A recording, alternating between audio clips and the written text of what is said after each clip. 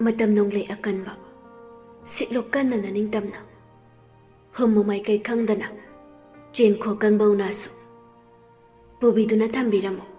Kana sudraba mapamda. Naitom taba mikuptuda. Penjagi wakalda. Punsi haibado sinikan. Hingjagi maningtam na. Kanagi tingba yaudana. Kalak jay mikupsida. Pata chaktabi. Lam nganu khongsangbi. Nganu thanggongsu. Iruluba ipakta tanan bacheklana harauna chakta jaba ubada pukning wakal hubado iring asidi nong thangba ingagi purnima da leichilna khumjin khrabi thaja ingagi na purnima thaja nongan bagi paper da social media da sabak phakle madude chathari bathabak ase kesorna ni haiduna hairiba pause ihan hana nobin gi private account dagi Tagalagpa, matang share taunaduna, paudu flash tauraga, paper de yaurappudu ubada, SP Rishina sinduna, police personnel kara, kesorgi mayum tamna lai. Madu ubada prigalini, ngagpa paude, nungay tabasu taude, tapna wangang lai. Mayam nalagpi bagi maram, ay sukhangche. Adubu, matang sida ay gi ipuriba, jenagani haiba, ay nathajade. Maramdi, aigi ipuroiba kesor, nahan Delhi da chankibadagi halaktre. Adubu, ngasi hayang sida suidana halakani haibagi thajabadi leiche. Maramdi, aigi ipuroiba na Kanada suminam loy. Marak sida, police department na chathariba case asigi pausa. Flash tarokpa miduda khudam changdam leibra haidun hangbiu. Ipuroiba lakpaga aina mabu suidana station da thajarake.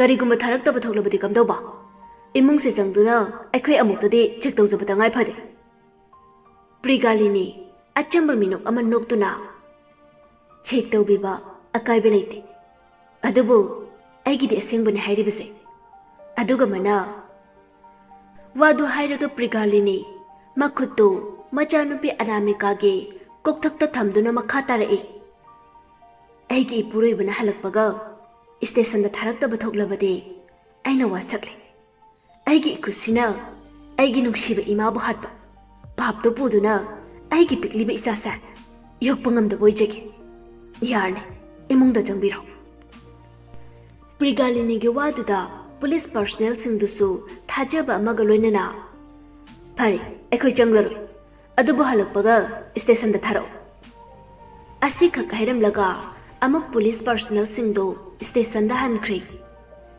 marak sida SP Risi Nobin gi mayum da laktuna wa kaya ma sanari kamai tawunu nongonda proof na chingba kari lerege Nobin upai leitaba amagum tama ai ki su khangde social media da thagat pa post aina nate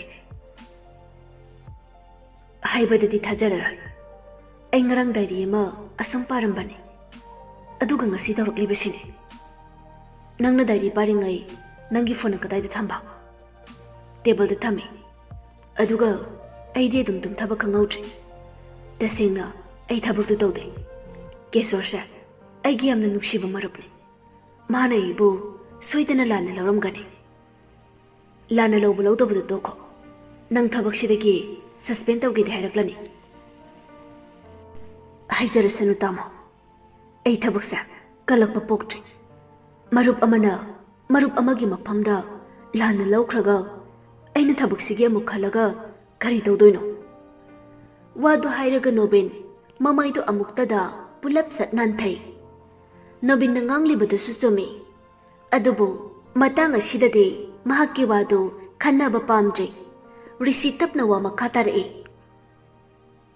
Nobin Yambagi bungo nang yamsi thadoktu na chinkro Rishigi wadu da Nobin ingangak ni gengduna lay si nang chinkro ibani Nobin nang nayamba na haiba ilo handakti Nobin magi mamitagi mapitap na sintharaktu na khomlai tamo ay na chilabadi ay bu iralay haikhrane aduna uhay amata oirabasu ꯑꯩꯅ ꯑꯩꯒꯤ ꯃꯔꯨꯞ ꯀꯦꯁꯣꯔꯗ ꯍꯥꯏꯖꯕ ꯐꯪꯂꯔꯣꯏ꯫ ꯑꯗꯨꯅ ꯑꯩ ꯌꯨꯝꯁꯤꯗ ꯁꯨꯝ ꯂꯩꯖꯒꯦ꯫ ꯑꯩꯅ ꯁꯤꯔꯕꯁꯨ ꯃꯥꯒꯤ ꯃꯐꯝꯗꯗꯤ ꯋꯥꯍꯩ ꯑꯃꯠꯇ ꯑꯣꯏꯔꯁꯨ ꯍꯥꯏꯖꯔꯝꯒꯦ ꯇꯥꯃꯣ꯫ ꯔꯤꯁꯤ ꯅꯨꯡꯁꯤꯅ ꯃꯅꯥꯎꯗ ꯌꯦꯡꯖꯔꯤ꯫ ꯐꯔꯦ, ꯑꯗꯨꯗꯤ ꯅꯪꯁꯨ ꯂꯩꯍꯧꯅꯕ ꯇꯧꯔꯣ꯫ ꯏꯌꯥꯝꯕ ꯁ꯭ꯇꯦꯁꯟꯗ ꯆꯠꯅꯕ ꯇꯧꯔꯒꯦ꯫ ꯍꯣꯏ ꯇꯥꯃꯣ꯫ ꯔꯤꯁꯤꯁꯨ ꯆꯠꯈ꯭ꯔꯤ꯫ ꯑꯗꯨꯕꯨ ꯅꯣꯕꯤꯟ ꯃꯪꯗꯨꯅ ꯐꯝꯂꯤ꯫ ꯀꯅꯥꯅ ꯑꯔꯥꯟꯕ ꯄꯥꯎꯗꯨ ꯁꯟꯗꯣꯛꯂꯤꯕꯅꯣ ꯍꯥꯏꯗꯨꯅ ꯄꯨꯝꯅꯃꯛꯁꯦ ꯈꯟꯕꯗ ꯑꯉꯥꯎꯕ ꯍꯥꯏꯕꯗꯨ ꯑꯣꯏꯔꯔꯤ꯫ ꯁꯣꯝꯗꯁꯨ ꯀꯦꯁꯣꯔ ꯄꯟꯊꯥꯕ ꯇꯧꯗꯅ ꯃꯌꯨꯝꯗ ꯊꯣꯛꯂꯛꯂꯝꯃꯤ꯫ ꯃꯌꯨꯝ ꯌꯧꯕꯒ ꯃꯥꯒꯤ ꯅꯨꯄꯤꯗ ꯑꯣꯟꯁꯤꯜꯂꯛꯂꯝꯃꯤ꯫ ꯀꯔꯤꯅꯣ ꯃꯥꯅ ꯈꯜꯂꯤꯕꯁꯦ? ꯑꯩꯅ ꯑꯗꯨꯛ ꯊꯥꯖꯅ ꯈꯜꯂꯒ ꯃꯥꯅ ꯑꯩꯕꯨ ꯃꯤꯌꯥꯝ ꯃꯃꯥꯡꯗ ꯌꯣꯟꯕ꯫ ꯃꯥꯗꯤ ꯃꯔꯨꯞ ꯀꯧꯔꯒ ꯃꯔꯨꯞ ꯍꯥꯠꯄ꯫ ꯑꯃꯨꯛꯇ ꯇꯞꯊꯈꯣꯁꯦ꯫ ꯁ꯭ꯇꯦꯁꯟꯗ ꯍꯥꯟꯅ ꯑꯃꯨꯛꯇ ꯆꯠꯅꯕ ꯇꯧꯈꯣ꯫ ꯑꯗꯨꯒꯅꯦ ꯀꯔꯤꯅꯣ ꯀꯔꯥꯅꯣ ꯍꯥꯏꯗꯣ ꯈꯪꯅꯕ ꯆꯠꯀꯦ꯫ ꯑꯩꯅ ꯁ꯭ꯇꯦꯁꯟ ꯌꯧꯈ꯭ꯔꯗꯤ ꯂꯣꯛꯑꯞ ꯂꯩꯈ꯭ꯔꯅꯤ꯫ ꯑꯗꯨꯅ ꯑꯩ ꯅꯣꯕꯤꯟꯒꯤ ꯃꯌꯨꯝꯗ ꯍꯥꯟꯅ ꯆꯠꯀꯦ꯫ ꯃꯥꯒ ꯋꯥꯔꯤ ꯁꯥꯟꯅꯒꯦ꯫ ꯀꯔꯤꯅꯣ ꯃꯥꯕꯨ ꯑꯣꯐꯤꯁꯇ ꯆꯠꯂꯝꯂꯣꯏꯗ꯭ꯔꯣ?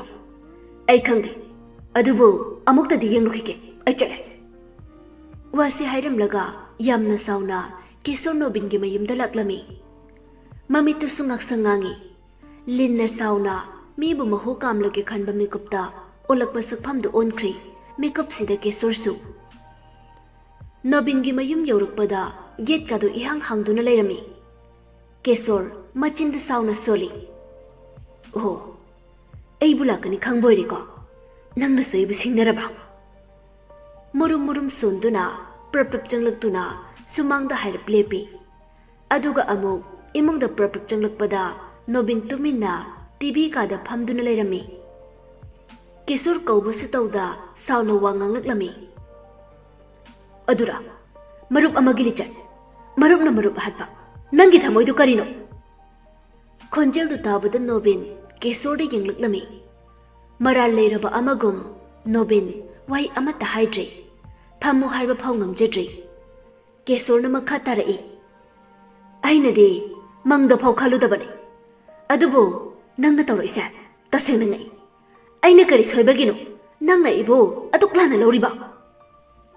ꯀꯦꯁꯣꯔ, ꯀꯧꯔꯛꯀꯅꯣ꯫ ꯍꯧꯔꯛꯐꯝ ꯈꯪꯗꯕ ꯅꯄꯨꯟꯁꯤꯗꯨꯅ ꯇꯧꯊꯣꯔꯛꯄꯅꯦ ꯍꯥꯏꯕꯗ ꯌꯥꯝꯅ ꯆꯥꯅꯩ꯫ ꯅꯣꯕꯤꯟ ꯅꯨꯡꯉꯥꯏꯇꯅ ꯀꯦꯁꯣꯔꯗ ꯇꯠꯇꯨ ꯌꯦꯡꯂꯒ, ꯀꯦꯁꯣꯔ, ꯑꯩ ꯇꯁꯦꯡꯅ ꯈꯪꯗꯕꯅꯤ꯫ ꯅꯪ ꯑꯩꯕꯨ ꯂꯥꯟꯅ ꯂꯧꯈꯤꯅꯨ꯫ ꯌꯥꯔꯦ, ꯑꯩ ꯇꯥꯅꯤꯡꯗꯦ꯫ ꯅꯁꯥꯅ ꯄꯥꯏꯕ ꯐꯣꯟꯗꯒꯤ ꯍꯧꯔꯛꯄ ꯂꯥꯟꯕꯨ ꯅꯁꯥꯅ ꯈꯪꯗꯦ ꯍꯥꯏꯕꯗꯨꯗꯅꯤ ꯅꯪꯁꯦ ꯃꯊꯣꯡ ꯃꯔꯝ ꯈꯪꯗꯕ ꯃꯤꯅꯤ ꯍꯥꯏꯔꯤꯁꯦ꯫ ꯅꯪꯒꯤ ꯑꯄꯥꯝꯕ ꯃꯇꯨꯡ ꯏꯟꯅ ꯑꯩꯗꯤ ꯁ꯭ꯇꯦꯁꯟꯗ ꯆꯠꯂꯅꯤ꯫ ꯑꯗꯨꯕꯨ ꯀꯅꯥꯅ ꯉꯝꯒꯦ ꯌꯦꯡꯅꯔꯁꯤ꯫ ꯉꯁꯤꯗꯒꯤ ꯃꯔꯨꯞꯀ ꯑꯩꯒꯁꯨ ꯂꯣꯏꯅꯔꯕꯅꯤ꯫ ꯀꯦꯁꯣꯔ ꯁꯥꯎꯅ ꯃꯃꯥꯏꯗꯨ ꯂꯩꯊꯣꯛꯂꯒ ꯆꯠꯈ꯭ꯔꯤ꯫ ꯍꯧꯖꯤꯛꯇꯗ ꯅꯣꯕꯤꯟ ꯃꯤꯠꯂꯨꯗꯒꯤ ꯄꯤꯔꯥꯡ ꯇꯞꯅ ꯁꯤꯟꯊꯔꯛꯏ꯫ ꯃꯔꯨꯞ ꯑꯃꯅ ꯂꯥꯟꯅ ꯂꯧꯈ꯭ꯔꯦ ꯈꯜꯂꯨꯕꯗ꯫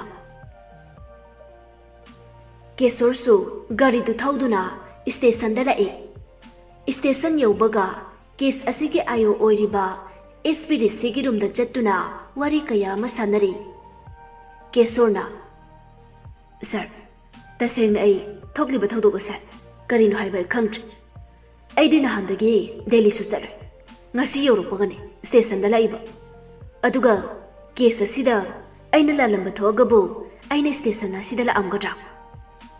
ꯃꯃꯥꯡꯗ ꯑꯩꯒꯤ ꯏꯅꯥꯎꯅꯨꯄꯤ ꯄ꯭ꯔꯤꯌꯥꯗꯔꯁꯤꯅꯤꯒꯤ ꯃꯤꯁꯤꯒꯤ ꯀꯦꯁ ꯃꯥꯅ ꯄꯥꯏꯈꯤ꯫ ꯑꯗꯨꯒꯤꯁꯨ ꯃꯊꯛꯇ ꯁꯥꯔ ꯑꯣꯁꯤ ꯅꯣꯕꯤꯟ ꯑꯩꯒꯤ ꯈ꯭ꯋꯥꯏꯗꯒꯤ ꯂꯨꯅ ꯇꯤꯟꯅꯖꯕ ꯃꯔꯨꯞꯅꯤ꯫ ꯃꯥꯅ ꯁꯨꯝꯅ ꯇꯧꯔꯛꯀꯅꯤ ꯍꯥꯏꯕ ꯑꯩ ꯈꯪꯂꯨꯗꯕꯅꯤ꯫ ꯀꯦꯁꯣꯔꯅ ꯂꯤꯔꯤꯕ ꯋꯥꯔꯤ ꯑꯗꯨ ꯔꯤꯁꯤ ꯑꯁꯨꯝ ꯇꯥꯔꯒ, ꯍꯣꯏ, ꯅꯪꯒꯤ ꯋꯥꯔꯤꯁꯨ ꯇꯥꯔꯤ꯫ ꯑꯗꯨꯕꯨ ꯅꯪꯅ ꯍꯥꯏꯕꯗ ꯆꯨꯝꯃꯦ ꯍꯥꯏꯕꯁꯨ ꯌꯥꯗ꯭ꯔꯤ꯫ ꯃꯔꯛꯁꯤꯗ ꯑꯣꯁꯤ ꯅꯣꯕꯤꯟꯒꯤ ꯁ꯭ꯇꯦꯠꯃꯦꯟꯁꯨ ꯂꯧꯈꯤꯅꯤ꯫ ꯃꯥꯒꯤ ꯁ꯭ꯇꯦꯠꯃꯦꯟ ꯑꯗꯨꯒꯤ ꯃꯈꯥꯗ ꯃꯥꯅ ꯁꯣꯁꯤꯌꯦꯜ ꯃꯤꯗꯤꯌꯥꯗ ꯑꯞꯂꯣꯗ ꯇꯧꯔꯤꯕ ꯄꯣꯁꯠ ꯑꯁꯦ ꯆꯨꯝꯃꯤ ꯍꯥꯏꯕꯒꯤ ꯄ꯭ꯔꯨꯐ ꯄꯤꯕ ꯉꯝꯗ꯭ꯔꯕꯗꯤ ꯃꯍꯥꯛ ꯃꯔꯥꯜ ꯂꯩ꯫ ꯑꯗꯨꯅ ꯑꯍꯥꯟꯕꯗ ꯑꯩꯈꯣꯏꯅ ꯃꯥꯒꯤ ꯁ꯭ꯇꯦꯠꯃꯦꯟ ꯑꯁꯦ ꯂꯧꯖꯒꯦ꯫ ꯑꯁꯨꯝꯅ ꯋꯥꯔꯤ ꯈꯔ ꯁꯥꯟꯅꯔꯕ ꯃꯇꯨꯡꯗ ꯀꯦꯁꯣꯔꯁꯨ ꯅꯨꯃꯤꯠꯇꯨꯗꯒꯤ ꯂꯣꯛꯑꯞꯇ ꯊꯝꯂꯤ꯫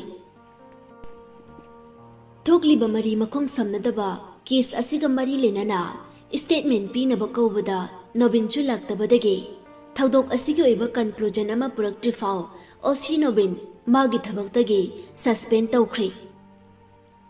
मथंगी अयुक्ता एसपी ऋषिना पुलिस पर्सनल खरा थरक्तुना नोबिनबु लौखत्पा थरक्लमी। नोबिन मपालदु कौबदु ताई हाइदुना थोलक्पदा पुलिस पर्सनल सिंगदु लेप्तुना लेरंबदुदा थोइना ngakpa फाउरुद्रे। पुलिस कांस्टेबल अमा नोबिन की मनकता चंगसिलगा सॉरी सर वादो हाइरगा नोबिन की मखुत्तु हैंडकफ थांगदुना पुथोरए।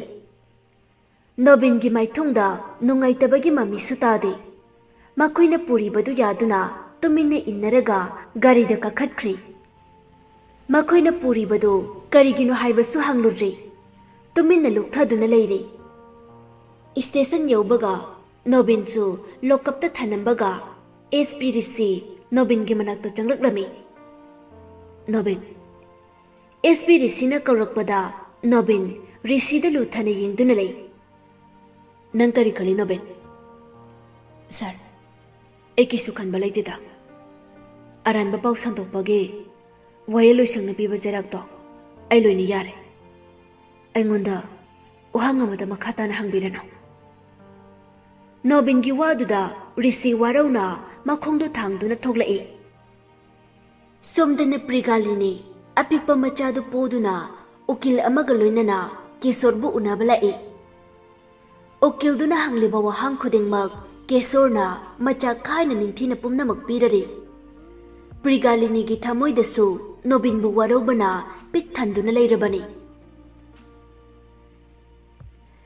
नुंगतिगी पेपरदा मखोइगी पाउसिना हेडलाइन ओइदुना फोंगदुनासु लेरबनी।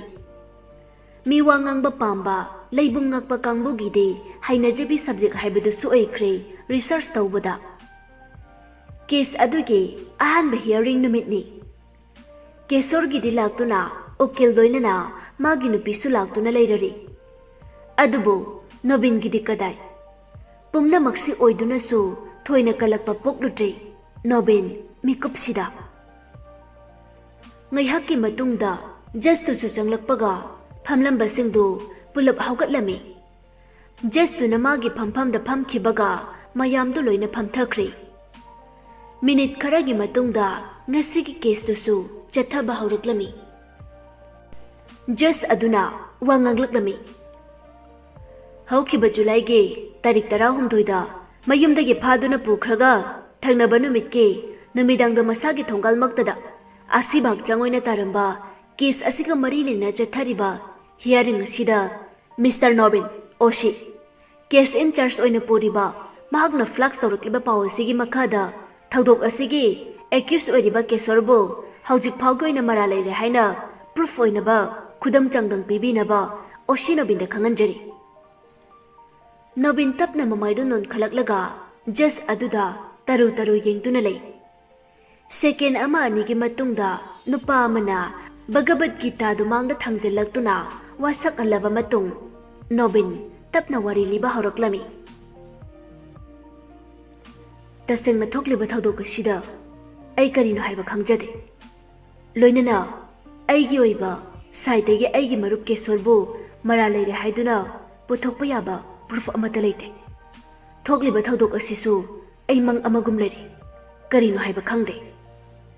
नोबिन की वादुदा जस्ट अदुना मिस्टर नोबिन नंगना nganglibu wadu yumphom yaudaba wari amani। नंग नसासु पुलिस डिपार्टमेंट दे लेरिबनी। नंगना आइन बु सिंगरिबा करिनो? नंग आइन बु अकीबा पोक्तब्रा? योर हाइनेस अइंगोंदा वांग अमता हंगबिरगनो। अइगी फंगफम थोकपा दंदिदो मिकुपसिदा पिबिरो। वादु हाइरगा नोबिन तुमिन्ना लुक्थादुना लेख्रे। तौरिबा मतौदो एसपी ऋषि नुंगाइतना येंगदुना लेरे। अदुबु नुंगाइते अदुना मतांग असिदा माना तौगदबसु करिनो उपाय लेते। खुत्ता आइन पाइ हाइदुना आइन बु सानानिंगबा मावंगदा सानाबा याब्रा? यादे करिगे पुमनमक्सिंगसि यारंबा थोक्लबदे ngasiगी खुनाइदा वयल संग लेरमगद्रा। जस अदो अमु केसोरमदा ओनचिनदुना वांगांग लाए। केस असिगा मरी लेनना डिफेंस काउंसिल थंबिनिंगबा वफम थंबिबा यागने। हाना मिस्टर नोबिन मसाना मरल याखिबा मरमना मरु ओइबा पॉइंट अदुखक हाइबिनबा निंगसिंगजरे। केशोर होइना नोकलिबा उकिल अदु फमलंबदगी हौगत्तुना वा ngang ba hauroklami. Thank you, Your Honor. Hauzik thokliba thawdok asiga mari lenana wafam kharadang thamjage. Madude Priyadarshini dagi hauraga chatharekliba mihat asa. Aigi wakhalda Mr. Nobin chathaba oigani haina thajai. Pumnamak sing ase kupsanaba hotnabada mana naknaba thangjanba yaba mi thirakbada Kishorda takibani. Maraksida masagi mobile dagi thadorakba post amabu masana khangde haibasa yumpham yaudaba warini. Masida court na hakchina lofam thokde. Loinana Priyadarshini ki mihat rape case ni. Loinana maduga mari lainaba mihat ngaktani chatharakliba mihat se. Aduna pumnamak magi khujil tharangni haiba wafam asiga loinana IPC section 194 false evidence flux tawba loinana section 120 criminal conspiracy 121 against the government of India section 302 303 murder 305 awaiting suicide loinana section 396 banditry with murder amadi 37 rape. Hairiba section sing asigi makhada Mr. Nobin bu hatpagi serak oibiu, Your Honor. Okil adugi wadu taraba matung just aduna hairaklami. Nakal animaki wa taraba matungda khangli. Madude Mr. Nobin da sikriba maral sing ase matik chabo ibana achumbane haiba court na suyare. Maram masina Mr. Nobina aranba paw sandokpa loinana mi bu hatpa rape case pumba mari leinaba oibana IPC section 102 121 194 302 and 303 305 396 amadi 376 hairiba section sing asida leiriba damti sing phangpham thoi. Maram aduna Mr. Nobin bu miyoibagi minungsi yenglaga mapunchi chupa jail da leiba amade Mr. Kishorda Shiramba Maral Pumbo Koktuna Mikop Shidagi Mayum Delay Bahiduna Ngasigi Court na Rai Tare. Asum na hearing adusu loiraga just adusu thokri. Hauzik the Kishor nok mi tawraklami. Adubo SP Risi Nobinda Taru Yengtuna lay.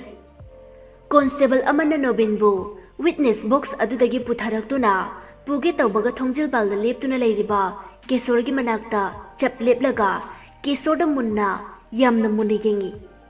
Adubu wai amata de haiba ngamjadre. Tawriba matawdo Kishor su nungaijadre. Adubu wai amata de hairakte. Second karaki matungda Nobinna Maro nangai budi warogano. Eita singna landi landabani ko. Prigalinina Lan balandaba hauzik jasna wayelambadada sakhini. Noinadi aibu thajararoi haiba aishu khangida.